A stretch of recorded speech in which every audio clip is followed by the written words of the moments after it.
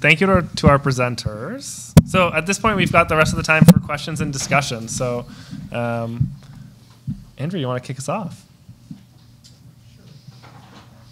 I remember quite a few years ago being at a Gay Men's Health Summit, and there was a presentation about a Vancouver-centric addiction program for MSM or generalized MSM that was modeled on a program that started in Los Angeles because people were finding if they were gay in treatment settings, coming out to a treatment group didn't always produce a good outcome. And I don't know, does that program still exist here? Does that ring a bell with anybody? It does ring a bell. I think if you're referring to VAMP, I don't think it's not VAMP though. It's the other program that's. Oh yeah. Okay. Yeah. Do they run an MSM specific group though? Based on the Matrix. Well, I think VAMP was their MSM specific, like the Matrix project. Matrix was a much larger project. It involved like it was way higher barrier, and then Matrix was a lower barrier yes. version because what they found was that the retention rate was not high enough with Matrix, so they adapted it. And VAMP was the readaptation, I believe. Somebody knows better. Sounds about right. Yeah. Okay. Just in a more generalized issue, one afternoon a week I hand out harm reduction supplies to people out of the AIDS Vancouver Island main office in Victoria. And, if I interact with 50 clients or so, I'll usually have 2 actual conversations.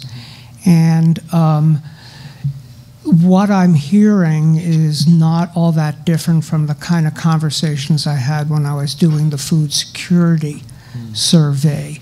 And a lot of it had to do with medicating to deal with problems, which often were childhood sexual, emotional, or physical abuse. So how do we in this area tease out the use of meth as a sexual enhancement from what may have initially been a self-medication to blot out the misery of my past life? Is there a way to do that? Because I'm frustrated because, quite honestly, my best friend is a lifelong alcoholic. He's charming when he's sober, so he's had more whacks at the treatment piñata in British Columbia than anyone I've ever heard of. And if treatment were, a baseball team, it's not getting anywhere close to the World Series because it's batting about .050. And how do we move to effective treatments? And I think, is it Rod? Yeah, it didn't sound like there was a lot of good stuff to talk about in terms of effective treatment. So it's a 2-part question. How do we go from self-medicating to sexual stimulus? And how do we, when people are ready to walk away? And, quite honestly, if I hadn't spent Tuesday afternoon talking about drugs and drug use, I would smack myself for the comment I made as you started, is this where we get chemicals? It's a really judgmental thing, but of course, unless you actually speak with addicts in a non-judgmental way, you just have no clue as to, what their lives are like and why they're doing it. Yeah, I think that's a really astute observation, and I can tell you in a lot of the work that I have done and my colleagues have done with street entrenched youth in Vancouver, they are using meth for very specific reasons, and it's usually to do with things like, they have to do income generation activities that need energy. It's counteracting opioids they're taking. it's also to stay alert and be safe. The streets aren't safe spaces for these young people. The kinds of interventions that I think you were just speaking to, where you're addressing the sexualized use, it's a very different target population. The issues are very different. I think the intervention approach, I mean, I don't have an answer for you, but I think you're absolutely right. They need to be different approaches. In terms of, I just wanted to comment on one other piece about this notion of whether someone's willing or wanting, and you touched on this in your presentation, to reduce their methamphetamine use is a huge issue. Not everyone needs to be intervened on. I was interested in the review I conducted because I think around 20 of the 27 or 25 interventions reported on whether or not the people they were including in their study were willing to quit or not, and some didn't report. And that was another, like, I don't know how much it was associated with outcomes, but if you're intervening on a group who doesn't want intervention, it's probably, I mean, this isn't rocket science, it's probably not going to work that well, especially post-intervention. But I don't have an answer for what that should look like to respond to the sexualized use of substance. I think it's early days for a lot of us working on this issue in Vancouver, but I don't know, Joshua, if you... I mean, I think the one thing that's a really good, easy starting point is I think we need to shift the language that we use if we're not users around meth. And one thing, I don't have any numbers in front of me, but something that is common is even people who use meth just episodically or casually, when they do disclose online or to friends or colleagues, they get a tremendous amount of judgment and can have social networks collapse because the drug is that harshly judged. And I can own it sitting up here in front of you. I've had conversations on hookup apps in the past where guys were like, oh, do you want a PMP? And I'm like, not into it, talk later.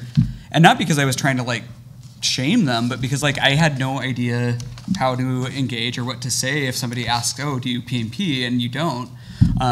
So I think we need to have those conversations as gay men.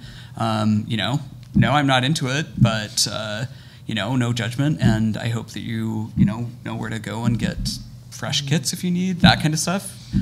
Just more dialogue, I think, is something we all kind of in our initial meetings heard loud and clear from the community, is like people have got to start talking about this.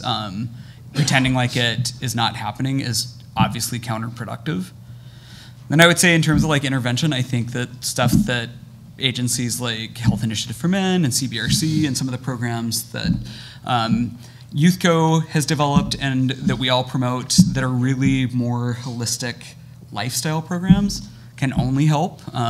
So that, I mean, I think social isolation is a big thing, and I think that people self-medicate in all sorts of ways to try and get out of social isolation, and anything we can do in that regard to build community could only help. Well said. Hi, thank you very much. My name is Neil Self. I'm with Positive Living BC. Thank you very much for that presentations. They were great.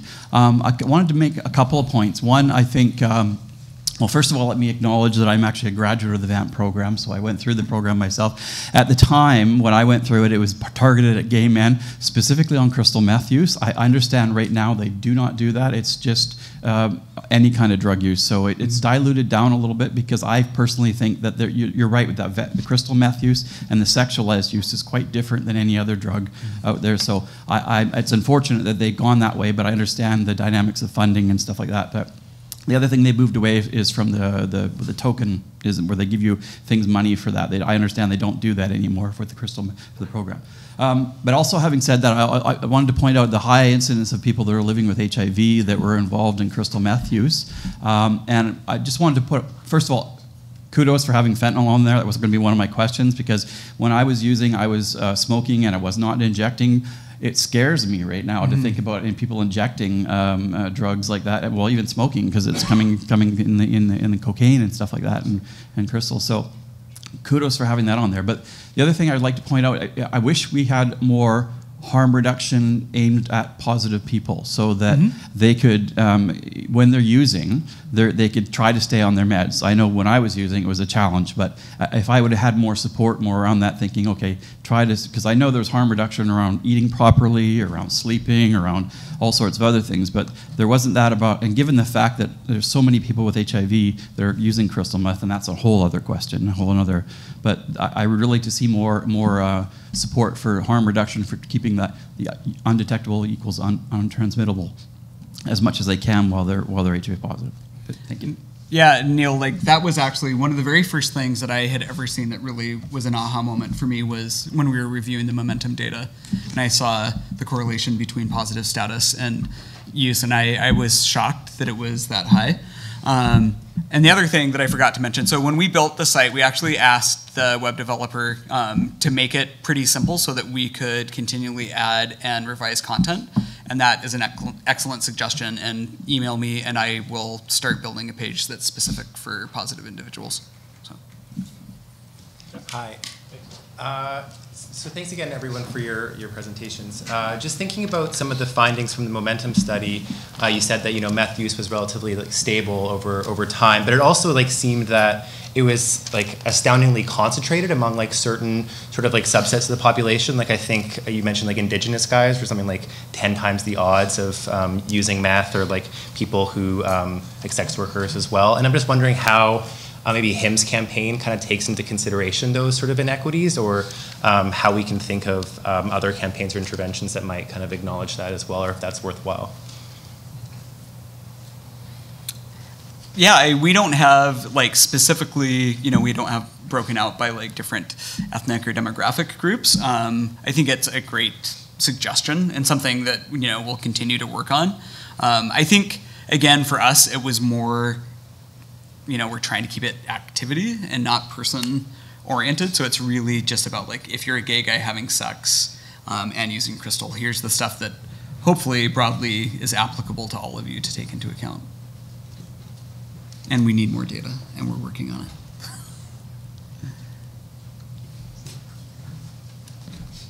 Hello. Yeah, so I'm really glad mephedrone was brought up, because Meow Meow and MCAT is a huge issue where I volunteered. But I wanted to know, because right now we're looking a lot at kind of the effect of methamphetamine and HIV, and I'm wondering if all of kind of the data and the majority of the data you think would be feasible to use for any substance or any sexual health concern. So can we use this data, or would it be good to be well, if it's working for for methamphetamine, is this something that we can adapt to a bunch of other substances as well? I mean, to get started, I would say one of the things that we know in particular from Momentum was what Sean presented on, is that there are known really strong correlations that are specific to crystal. And I don't know that they're necessarily, say, correlate to mephedrone use, but you guys would be able to be more articulate. I guess you'd have to look at that specifically, but you're thinking, I wonder if meth might be its own beast. I don't know. Okay, just because, yeah, I know that, in looking at the LGBT community, it's a lot of time you'll find, for example, the ecstasy involved as well. And I'm just wondering, for the more sexualized drugs like GHB and ecstasy, if we can kind of use the same, proactive things that we're doing for methamphetamine. I think some of what we've heard, Nagata, that's different about crystal is that it seems to be associated with sexual risk taking, and not just sex, period. And so certainly we know that G is associated with sex and has a whole separate issue around consent and whether people are always consenting if they're on G and that. But I think with crystal use, and part of why we wanted the site to reflect this, is guys would do things like go to group sex events while on crystal, but then on Monday really strongly regret that they had done so, and then didn't know what to do because they weren't sure if they had used any HIV protection methods while they were at the group sex event. So I think that's some of the stuff we as an agency have heard more in relation to crystal versus some other stuff. I think, the only thing I might add, do you want to say something, Dave? We might say different things, so I'll say my piece and then you can go. Was just thinking about like the way that Rod outlined the different kinds of interventions. I think pharmacologically, like naltrexone, for example, I believe, and correct me if I'm wrong, has been used and shown in relation to binge alcohol use. So some of those pharmacologically might have similar benefits. I think the challenge is that pharmacologically, there's no magic solution that's really effective, that's been consistent. So I think that's a limitation. When I think about some of the other interventions that might be more psychosocial or structural, I think that those are addressing the factors that push or pull people into different kinds of substance use patterns and environments. And so I guess my thinking around that would be that if we can support people in the ways they need to be supported, right, I don't think there's necessarily such a substance-specific response, if that makes sense. But I think the other piece that really makes me think about it as a researcher is how do we design the outcomes that we use in our research to be reflective of the way in which folks on the front line are doing programming and health promotion, but also reflect what the lived experience and values and importance are for the guys themselves too.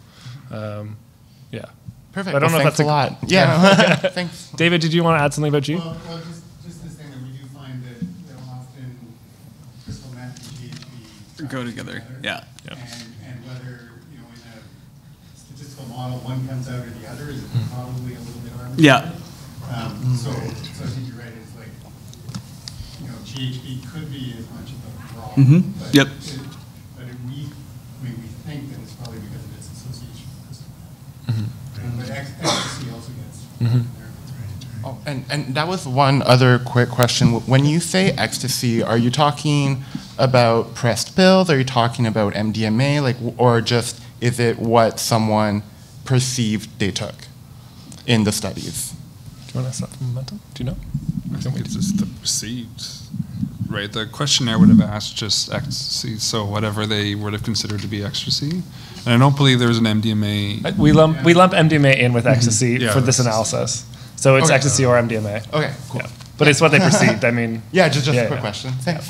Good question. In Momentum, we haven't done any like urine or biological testing for substance markers. If it was reported being like a list of different things considered ecstasy, or if it was a list of things that were reported being just if they reported just being ecstasy, or if they reported specific types of ecstasy or things. But just out of curiosity. Yeah. Thanks, Agata. Sarah. I wasn't sure if there was still time. There is. We have 10 minutes still. Oh, great. I probably So take your won't. time. Not for you. I will talk for 10 minutes. Right, fourth presenter. So I've worked on a project that was designed around sexual health, and one of the outcomes that it has talked a lot about is meth use. And I think one of the things, more anecdotally, not from a completed analysis perspective, but is this piece of social isolation. So I'm really, really glad that you brought that up, Josh. And then the health inequity or the social inequity piece that Jeff brought up were two really key things. So this question is sort of for Rod, but maybe for the panel to consider as we move forward on meth pieces. But have any of the interventions that you looked at in your review specifically tried to replace or create new ways of building community for folks who are actively using meth? Because I think in the intervention that I was a part of, that was an outcome that we looked at, but not something that we intentionally tried to do, and we didn't see, we didn't really see people, staying connected to the people that they met in the group. So, wondering if there's thoughts on that. Yeah, that's a great point. So, some of the interventions did talk about social isolation as one of the reasons why guys might be using meth, or one of the factors that contributes to it. And so the interventions that would seek to address that were psychosocial interventions, but they varied in a I'd be interested later, maybe we can talk about the work you were doing, but they varied everything from counseling and talking about strategies for like what they would characterize as health and social promoting behavior, but they didn't necessarily provide access to us or provide opportunities to network. So, I mean, basically, no, they didn't really do that. There was some group-based counseling, but I wouldn't say that that was even what you're describing either. This notion of differential of the inequities and how it, I just want to bring this up back to sort of Jeff and now Sarah's point. The interventions that I assessed in this review, I was very interested in how health equity was assessed or not within the different interventions, and so I looked specifically to see if there was any sort of reporting or assessing on differential effects by social positionality, including gender identity, sexual identity, ethnocultural identity, HIV serostatus. And what I found was there was 7 studies that did specifically, they reported their findings and then they went back and said, I want to see if there's something different going on here, and it tended to be, and it only was, within studies looking at, keep in mind these were all studies from the US, save for one. Is there something going on that's different between Caucasian men, white or Caucasian men, and Black or Latino men? Because one study had really poor results, and they thought, oh, maybe if we start doing some analyses, and sure enough, then they were able to say we're seeing a larger effect among the white-identified men, and they threw in a hypothesis about why. With HIV, and then there were different, like the effects went both ways depending on the study. But then I'll just briefly mention the differential effects by HIV serostatus. They were very interested in this, and this is because a lot of the people who were doing these studies, the authors, were very much coming from backgrounds of sexual health, and like they weren't. I mean, like myself, I'm not an expert in addictions or substance use, and that was almost their point of departure. And so they were very interested in improving the experiences of HIV positive people who were using meth. And they did also report very different outcomes for guys who were HIV seropositive when they went back and looked at those differential measures versus those who were negative. So, and again, it went both ways. Sometimes there were favorable outcomes and sometimes there weren't. So, yeah, thanks, Rob. David? We still have time? Yep. Okay. And unless my clock is wrong, mine says only 3. You're right. 3:23. Yeah. Okay, yeah. So this is kind of a question for both Rod and Josh. So Rod, I was a bit surprised when you were going through the interventions that you looked at that actually the matrix model didn't kind of pop out as kind of a promising and actually somewhat established treatment modality for crystal meth that is largely based on cognitive behavioral therapy, right? Yeah. And I wonder, do you think that's because, I don't know that they've published on an MSM-specific version of it? Do you think that's maybe what? So I wondered the same thing, yeah. And so that's actually one of the things I'm going to sort of argue for. I think it's the Stonewall Project here, which was my one intervention that was a harm reduction-based intervention, included the matrix model, but just one facet of it. So it wasn't assessing the entire intervention. Okay. For me, that it's kind of attractive in terms that CBT is a great kind of sort of broad-based approach that can address a lot of the like mental health or PTSD drivers of problematic substance use. So it does strike me as the kind of intervention that we would like to promote. And then just the follow-up question on that to Josh is that, so we've talked a little bit about VAMP and in Vancouver and Vancouver Coastal Health kind of addictions program. It strikes to me that those guys are a really good partner as far as trying to help to develop, MSM-specific interventions for and not just crystal meth, but I would say kind of stimulant use in general. And I think we've had some conversations in trying to put together some grant proposals to study this. But it strikes me that when we first started looking into this, the perception we had was, oh, there isn't anything out there that works. And there are interventions that work, but they're not pharmacological, right? And typically our healthcare system is very adept at scaling up drug treatment. We're not very good at scaling up behavioral interventions. But it strikes me that there's probably enough kind of useful programs out there that if we can try and link people a little bit better and adapt them better, we've actually got I think we're further ahead than we think we are. Oh, I agree. I think that we have really excellent resources for that type of user. I know that there can be wait lists, and I don't want to minimize and say that it's easy. I think the challenge actually is we know, if somebody were to go and talk to a health promotion case manager and say, I need some referrals to an actual treatment program or somebody to talk to about what I feel like is an addiction issue, we know exactly where to send them, which are great resources. I think the trickier thing is for somebody who's like, I freaked out all weekend, I injected, I didn't like the way it made me feel, I broke up my apartment, but I haven't used in a week, and I want to keep using, but I definitely don't want that to happen again. It's figuring out how to get those resources to match like VAMP and the Matrix. That, I think, is the challenge. Yeah, I think it does highlight the requirement for certain programs, not just like in the city here, but broadly, that are abstinence-based. Yeah. Right, I think that's where I would see that we are going to see a big mismatch between doing the level of guys that are using Momentum and the number of guys that are going into VAMP, right? I mean, there's a lot of guys there that aren't going to elect into or would identify as needing or wanting that, right?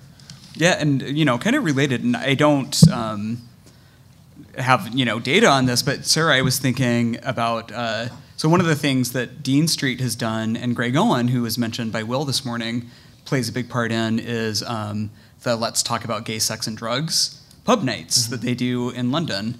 But in North America, I think we have a highly 100% abstinent across all substances kind of cultural view, and so I think that at Dean Street, when guys disclose that they've been chemsex users, they're like, oh, do you want to come out to the pub and have some drinks and talk about your, crystal use? But one of the things that we've heard when we've talked about trying to do some forums, even if they just have, crystal use as part of it, is like, oh, please don't do it in a pub or any establishments that serve alcohol, because it's just a different, I think, landscape a bit over here. Because when you were talking, Sarah, it's like, yeah, there's models that they've built up around trying to replicate social groups and community, but the ones that I can think of tend to take place in pubs, unfortunately or fortunately. Misty? Oh yes, please. I really like this super simple frontline intervention that you guys have come up with, and I'm just curious moving forward how you're hoping to evaluate the reach and the impact of the campaign. Yes, so the reach in terms of web stuff is pretty easy because we can track analytics. It would be great if we, and undoubtedly can look to find some funding to do some surveys, some follow-up focus groups, and, we definitely want it to be a living and very evolving campaign. One of the things that we felt like was really different about this is, as opposed to like our prep resource where we thought we can give as much information as we can possibly give, and guys can go there and get about all the information they really need until they get to a doctor. This felt very different and was very much like, where do you go from here and who do you talk to after you visit this site? So it was very meant to be kind of stripped down. But yes, we will be looking at its effectiveness for sure. Well, thank you everyone for joining us. If you've got questions, we've got a break now, so you can come up and talk to any of the panelists. Otherwise, thanks for coming out and enjoy the rest of the summit.